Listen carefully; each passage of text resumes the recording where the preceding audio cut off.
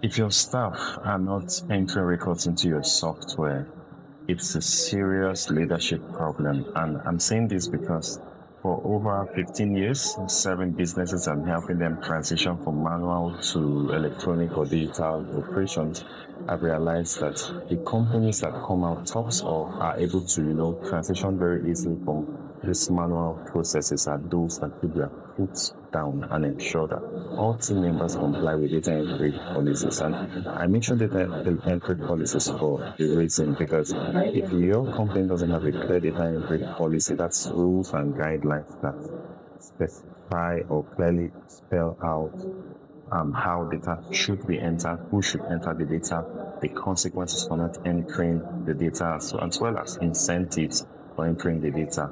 There's going to be a huge problem. So if you've not done that, I think you should also consider that.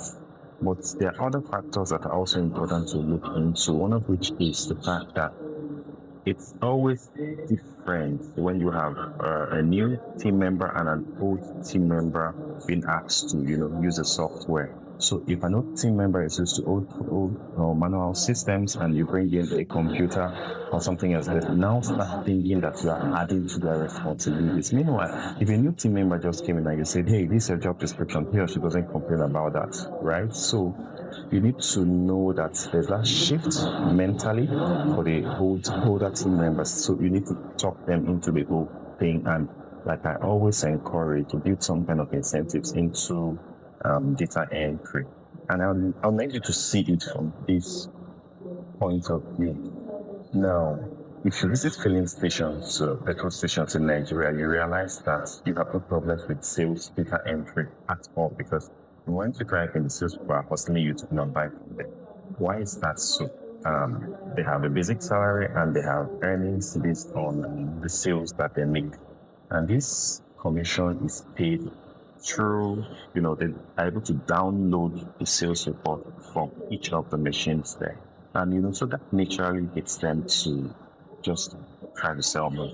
You can apply that to your business also. And that's why precisely in Swift Cloud ERP, we built in this module where you're able to give either a sales commission, which can be a percentage of the sales that the staff enters, or you give him the commission of the sales profits, meaning we take out the selling price and the purchase price, and then you sort of choose some kind of commission. And this payment will be done from a report generated from the software directly. And that's why you see that though the software runs online, even when your company runs out of data, the staff use their personal data to do the entry, simply because there is a benefit for doing that. So I know that companies grapple with some of these challenges, and it's not just about sales. As a business owner, you must seek out the most critical aspects of your business and build in some incentives into those aspects. And naturally, you see your staff showing lots of commitment